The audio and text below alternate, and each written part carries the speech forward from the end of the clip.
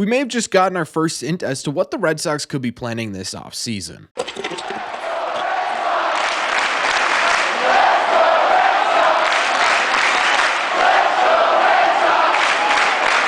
What is going on, everybody? Welcome back to Red Seat Radio. My name is Corbin, and it looks like for the third year in a row, the Red Sox front office, ownership, really anyone of power in the Red Sox organization is going to have a whole lot of time to talk publicly about what they plan on doing this offseason. And yesterday, we got our first hint as to what that could be. Now, the question is it more lies, or are they actually going to back themselves up this time? Well, that's what we're going to try and determine in this video, because today we're going over Craig Breslow's latest comments about the Red Sox and this offseason and what it could mean for this Red Sox team. But before we get into that, just a heads up, we're going to be live tonight on this channel, 6:50-ish p.m. Eastern time. This is our second to last regular season live stream, which is really incredible to say. So if you haven't been to one yet, there's only a couple of chances left. Make sure you're there tonight, 6:50 p.m. Eastern time. Thank you all very much for clicking on this one. Let's get into it.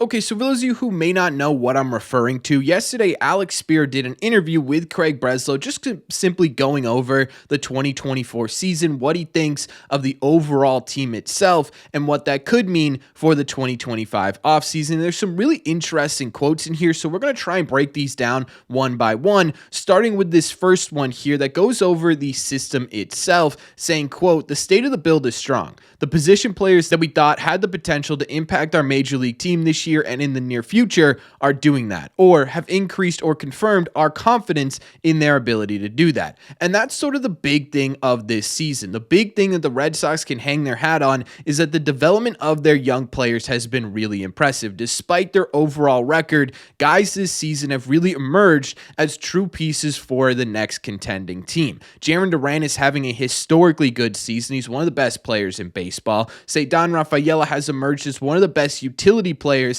in the entire sport. Wilyer Abreu for most of this season has been a Rookie of the Year candidate. Tanner Houck has emerged as an anchor in a rotation. Whether or not it's a top spot is now a question for Tanner Houck, and other names as well who have been struggling a bit but overall could be impactful. Tristan Casas, Justin Slate, people like that could potentially be impact pieces down the road. But it's not only that, it's also the fact that the Red Sox farm system has become one of the best in Major League Baseball. Breakout star of the year in all of minor league baseball happens to be on the Boston Red Sox in Christian Campbell. The number one prospect in Major League Baseball, according to Baseball America, is on the Red Sox in Roman Anthony. Marcelo Meyer had a really fantastic year until he got hurt. Kyle Teal continues to develop really well. And it's not only those top guys, it's a lot of people in this system outside of them.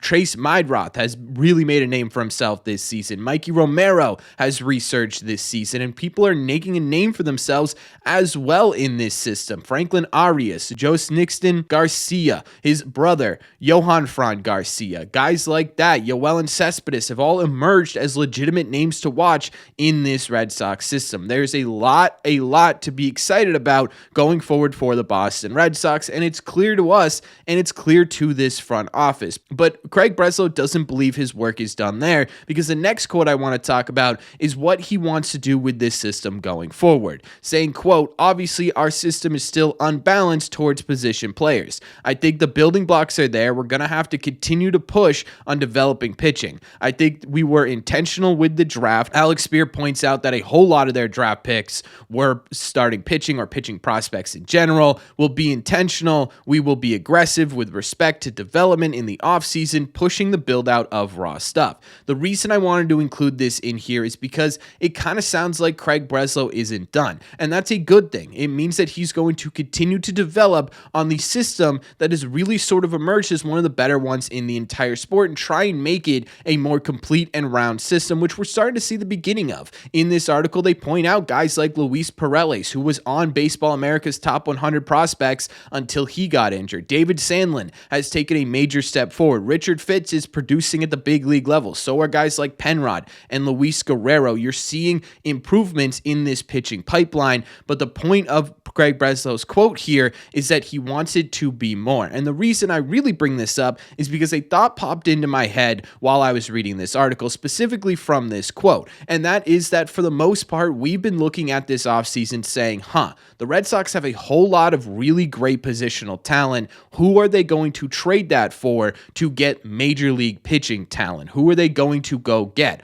What if Craig Breslow's plan is to just sort of swap some of these guys and really balance out this prospect pool by changing a prospect for another elite prospect, something like a Christian Campbell or Marcelo Meyer for one of the top pitching prospects in the entire sport? I do think that is a possibility. Now, I'm not saying that this quote directly links that as being the plan for this Red Sox team. It's just something that simply popped up. An example of this, in my opinion, was the York for Priester trade, right? Guys who are Priester, yeah, he's not a prospect anymore, but he is extremely young and he still has a whole lot to learn. For York is a prime example of what I'm talking about, just on a larger scale. Again, I'm not saying that Craig Breslow is planning on doing that, but I do think that's an interesting conversation to start talking about, especially with Craig Breslow's focus on balancing out this pitching pipeline. But obviously, we still have the big one to get to, the one that everyone's talking about. So before we do get into that, do me a favor, make sure you guys have hit that subscribe button if you haven't already. If you're new here, we talk Red Sox content almost every single day.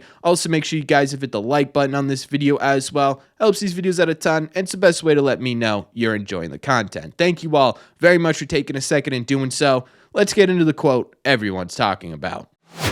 Okay, so the quote everyone's talking about, and the one that really made headlines from this article, was Craig Breslow's quote about what this could mean for this offseason, saying, quote, "When you have homegrown, cost-controlled talent, it enables you to be a bit more aggressive in looking for elite major league talent."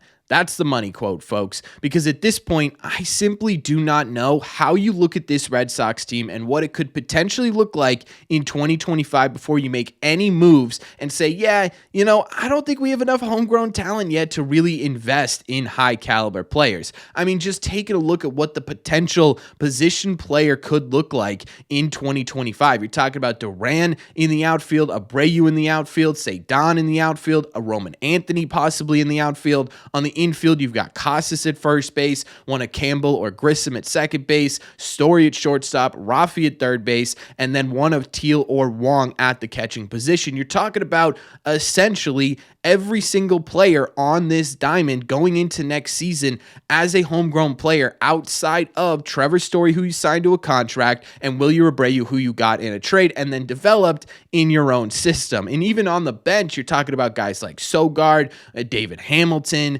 Romy Gonzalez, who you picked up over the offseason, but really still has a whole lot of arbitration left. Masataka Yoshida, right? You've got essentially 80 to 90% of your potential projected roster for 2025 as legitimate, high-impact, homegrown talent. If there is a season to look at this and say, yeah, we've got enough homegrown talent, we could be aggressive on the market, this is the season to do that. Now, my problem with this quote is the exact same problem we had last year, where we had all this time before the offseason began because you couldn't make the postseason. So you sit there and you say things like, oh, we're ready to go full throttle. Or, yeah, Rafi's a great player, but in order to make this team great, we need to add high war players. And all of a sudden that turns into, yeah, we're going to take our time here. We're going to project out a couple more years instead of going in for it this year. We're actually going to cut budget, and you guys are idiots for believing that we aren't investing in this team, right?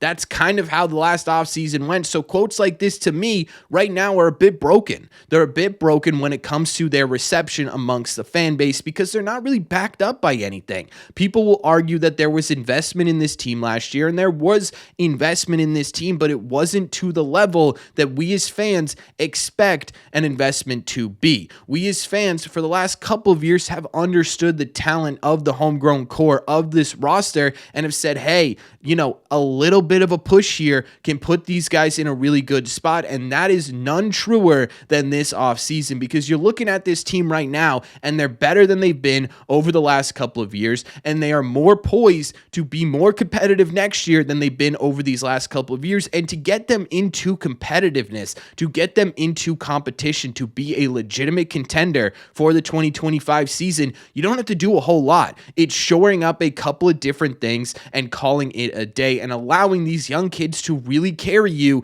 in 2025. And that is absolutely possible, but it comes with the investment and the confidence backed of this ownership group. And again, you take a look at that and you say, how can you possibly sit here and believe a single word they say? Could this be an indication that the Red Sox are finally willing and able to invest in this product? Yeah, it could be, right? This could be the first hint we get that the Red Sox are finally in a comfortable place to make some legitimate moves to improve this Red Sox team, but it also could be some more word salad. It also could be just simply what Red Sox fans want to hear, because we've got a couple of months to really sort of figure out how little or how much we are going to invest in the Boston Red Sox for 2025. And at this point, I don't know which is which. And honestly, I'm kind of sick of figuring that out. What I want from this Red Sox team is less of this. I want them to just sort of stay quiet about what they're going to do this offseason, not give fans, not give Red Sox media, not give anyone quotes,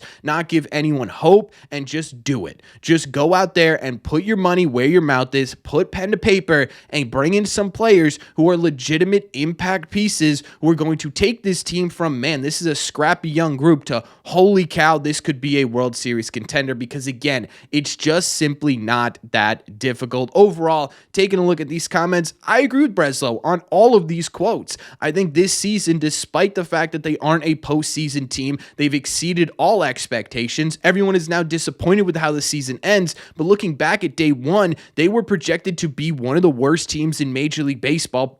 Fans had them winning, 70-ish games? They've already blown past that. If they even finish 500, they've made improvements over these last couple of years, and that's a really good sign. Craig Breslow's right. Once you have a homegrown core, it does become a whole lot easier to be aggressive on the open market. The Red Sox now have that homegrown core. It's time to be aggressive, and I am praying that this is the first hint that the Red Sox will be willing to do that, but I just simply can't sit here in good faith and tell you guys that that's absolutely going to happen, because I just simply do not trust the people in charge of this team right now, and that's not Craig Breslow's fault. That more so falls on FSG, but that's just my opinion. So let me know in the comment section down below, what do you think? What do you think about these quotes? To you, is there any validity to this, or could it possibly be more lies from a front office that has done nothing but lie for the last year? Let me know all your thoughts in the comment section down below. As always, if you made it to the end of this video, do me a favor,